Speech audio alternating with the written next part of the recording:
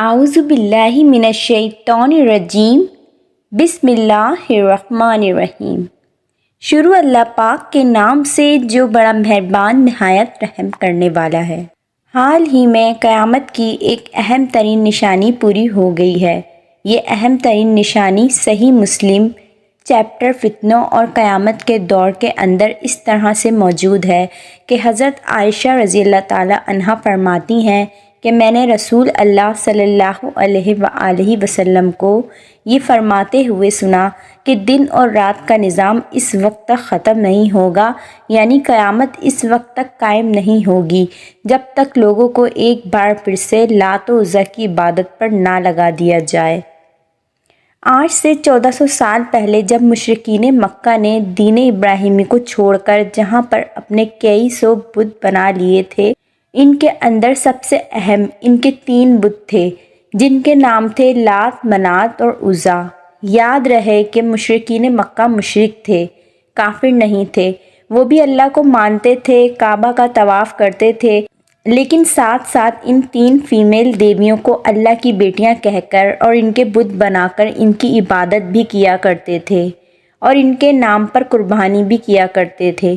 انہی کو اپنے نفع اور نقصان کا مالک بھی سمجھتے تھے کہ یہی اللہ تک پہنچنے کا راستہ ہے، حالانکہ یہ تینوں عرب کی مشہور جادوگرنیاں تھیں جن کی شکل اور نام پر یہ بت پرستی شروع کی گئی، اور کعبہ کے اندر بھی ان کے بت رکھے ہوئے تھے، یہاں تک کہ طواف کعبہ کے وقت بھی مشرکین مکہ ان کا نام پکارا کرتے تھے، جبکہ سب سے بڑے اور اہم بت ابل کو یہ اللہ یعنی خدا کی صورت کہہ کر بھی پوجا کرتے تھے۔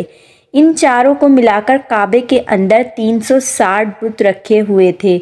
بالکل سیم وہی لاجک ان لوگوں کی تھی جو کہ آج قبر پرستوں کے پاس ہے کہ ہم لوگ تو قبروں پر جا کر اسی لیے ان سے مانگتے ہیں کہ یہ بزرگ جو مر چکے ہیں یہ اللہ کے انتہائی قریب تھے، یہ اللہ کے نیک بندے ہیں، یہ ہماری دعائیں اللہ تک پہنچانے کے لیے وسیلہ ہیں۔ قبر میں موجود یہ شخص جو کہ خود مر چکا ہے ہماری فریادیں وہاں تک پہنچائے گا اور یہ اس کا ذریعہ ہے۔ کچھ تو آج کے گمراہ مسلمان انہیں وسیلے کا ذریعہ سمجھتے ہیں اور کچھ تو انہی قبروں کے اندر دفن انسانوں کو سجدہ کر کے ان کو خدا بنائے بیٹھے ہیں، جبکہ اللہ پاک بار بار قرآن کریم کے اندر فرماتا ہے کہ ڈائریکٹ مجھ سے ہی مانگو، میرا کوئی نمائندہ یا شریک نہیں ہے، تمہیں مجھ تک پہنچنے کے لیے کسی وسیلے کی ضرورت نہیں ہے، اور اسی کا نام ہے توحید۔ ویسے تو مشرکین مکہ ان تینوں دیویوں کو الگ الگ طاقت کا مالک سمجھتے تھے، جیسے آج ہندوؤں کے اندر ہر خدائی طاقت کے لیے الگ خدا موجود ہے، اور مشرک مسلمانوں کے اندر الگ الگ بزرگ کے لیے کرامات کے نام پر یہ طاقتیں ہمیں دیکھنے اور سننے کو ملتی ہیں۔ بالکل اسی طرح سے لات دیوی کی عبادت خاص طور پر بنو ثقیف کے لوگ کیا کرتے تھے، جو کہ طائف کے اندر اس دیوی کا مندر بھی وہیں موجود تھا۔ اسے امن و خوشحالی اور موسم کی دیوی مانا جاتا، اور مسافر اپنے سفر پر جانے سے پہلے اس سے دعا کیا کرتے تھے، اس کے نام پر قربانی کیا کرتے اور اس کے لیے منتیں مانگا کرتے۔ فتح مکہ کے بعد اس مندر کو تباہ کر دیا گیا، جبکہ منات کو قسمت، دولت اور وقت کی دیوی مانا جاتا تھا، اور مدینے کے اندر اوس، خزرج اور باقی کئی قبیلے اس کی عبادت کیا کرتے تھے۔ فتح مکہ کے بعد سعید ابن زید کو 20 منزل کو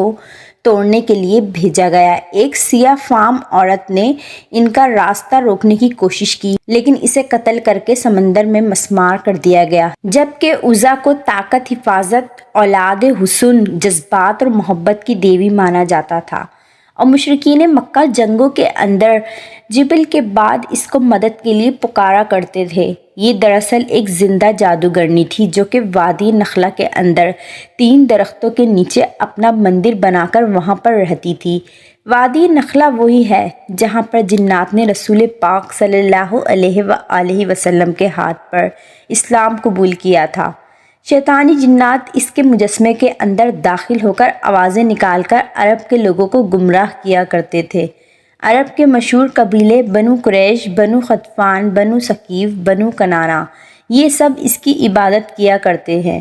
عزا کا ایک بت کعبے کے اندر بھی موجود تھا، جسے توڑنے کے بعد رسول پاک صلی اللہ علیہ وآلہ وسلم نے حضرت خالد بن ولید کو حکم دیا تھا کہ 30 گھڑ سواروں کے ساتھ جا کر اس کے اصل مندر کو مسمار کر دو اور اس جادوگرنی کو بھی قتل کر دو۔ واپس آ کر جب رسول پاک صلی اللہ علیہ وآلہ وسلم کو یہ خبر دی گئی کہ آپ کے حکم کی تعمیل ہو چکی ہے، تو اللہ کے رسول نے فرمایا کہ اب قیامت تک عرب سرزمین پر عزا کی عبادت کبھی نہیں ہوگی۔ شیخ عثمان ابن فاروق ایک پاکستانی امریکن مسلم اسکالر ہیں اور خاص طور پر پبلک پلیسز کے اندر غیر مسلموں ایتھیسٹ خصوصاً کرپشنز کے ساتھ لاجیکل قسم کی ڈیبیٹس کرنے کے لیے جاتے ہیں۔ انہوں نے حال ہی میں ایک ایسا حیرت انگیز دعویٰ کیا کہ جس پر یقین کرنا مشکل ہے کہ ہم لوگ اینڈ ٹائمز کے اتنا قریب پہنچ چکے ہیں، لیکن اس بارے میں کوئی بات تک نہیں کر رہا۔ وہ کہتے ہیں کہ عرب سرزمین پر اس وقت لات اور منات کی باقاعدہ عبادت شروع ہو چکی ہے۔ میں نے بذات خود کئی سورسز کے تھرو ایسی تصویریں دیکھی ہیں جن کے اندر لوگ اپنے گھروں کے اندر پرسنل لات اور عزا کے اسٹیچو بنا کر ان کی عبادت کر رہے ہیں۔ اس وقت ان کی تعداد بہت کم ہے، لیکن یہ سلسلہ شروع ہو چکا ہے۔ جیسا کہ آپ صلی اللہ علیہ وآلہ وسلم نے قرب قیامت سے متعلق یہ پیشین گوئی کی تھی کہ اب آپ سوچ سکتے ہیں کہ شاید یہ صرف ایک پبلسٹی اسسٹنٹ یا کوئی افواہ بھی ہو سکتی ہے۔ اس کا ثبوت کیا ہے؟ میرے ذہن میں بھی یہی سوال تھے، لیکن اس کے بعد مجھے اس وقت سب کچھ کلیئر ہو گیا جب میں نے یہ خبر پڑھی کہ سعودی عربیہ کے اندراج میں جدت کے نام پر اسلام کو جہاں پر بدلا جا رہا ہے، تو اس وقت سوشل میڈیا پر کئی لوگ یہ ڈیمانڈ کر رہے ہیں کہ تاریخی ورثہ کے طور پر لات و منات عزا کے بتوں کو واپس لایا جائے۔ ٹویٹر ایکسپر پر ایک پوزر کا کہنا تھا، عزا شروع سے ہی آج تک ہمارے درمیان موجود ہے، یہ ہماری تاریخ کا حصہ ہے اور ہم سب اس سے جڑے ہوئے ہیں۔ سعودی حکومت اپنی تاریخ کو بہت زیادہ اہمیت دیتی ہے، لہٰذا تاریخ کے طور پر ان کو دوبارہ سے بنانا چاہیے۔ آپ لوگ آج سے بس 10 سال پیچھے چلے جائیں گے، یہاں کوئی تصور بھی کر سکتا تھا کہ خود سعودی عربیہ لوگ زمانہ جاہلیت کے بتوں کو واپس لانے کی ڈیمانڈ کریں گے،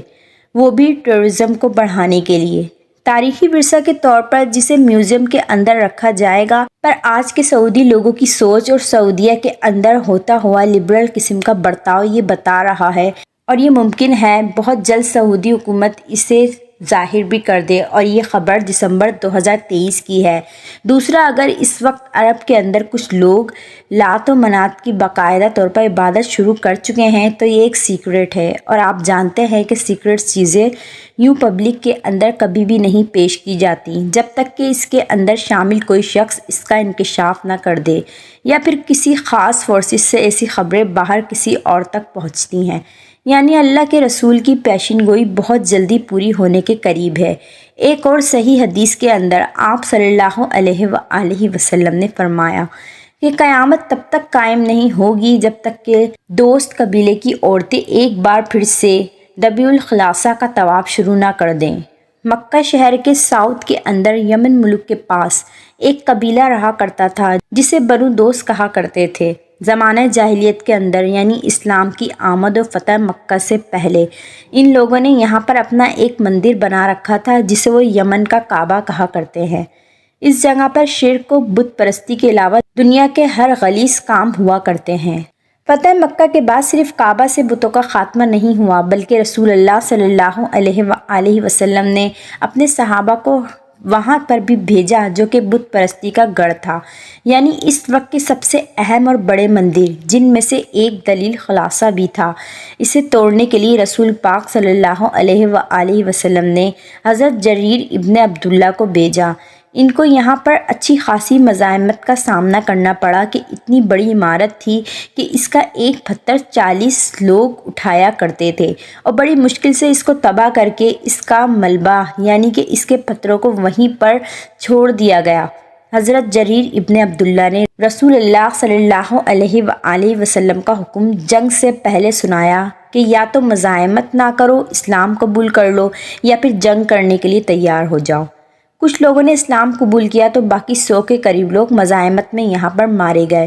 ابھی اللہ کے رسول صلی اللہ علیہ وآلہ وسلم یہ فرماتے ہیں، عرب سے بت پرستی مکمل طور پر ختم ہو چکی ہے۔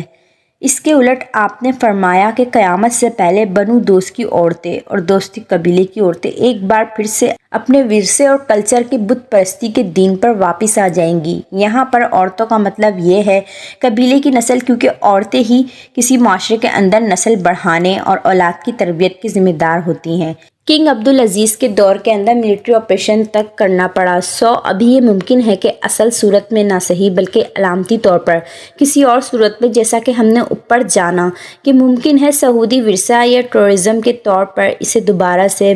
بہت جلد تعمیر کر دیا جائے اور آہستہ آہستہ آنے والی نسلیں یہاں پر دوبارہ سے بت پرستی بھی شروع کر دیں، جیسا کہ حال ہی میں ریاض شہر کے اندر کیوبی عمارت کو بنانے کا اعلان کیا گیا، جو کہ کافی حد تک اس سے ملتی جلتی ہے۔ اب یہ کب تک ہوگا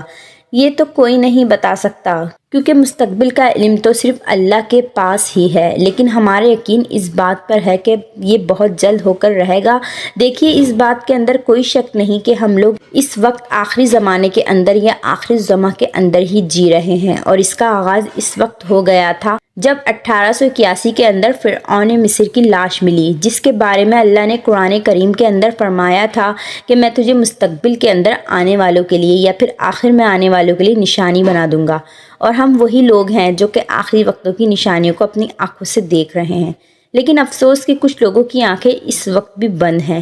اللہ تعالیٰ سے دعا ہے کہ وہ ہمیں سمجھنے کی اور نیک عمل کرنے کی توفیق عطا فرمائے، آمین یا رب العالمین۔ امید ہے دوستو میری یہ ویڈیو آپ کے لیے انفارمیشن کا باعث بنی ہوگی۔ مزید انفارمیشن اور ویڈیو کے ساتھ انشاءاللہ تعالیٰ نیکسٹ ویڈیو میں حاضر ہوں گے۔ تب تک کے لیے اللہ حافظ۔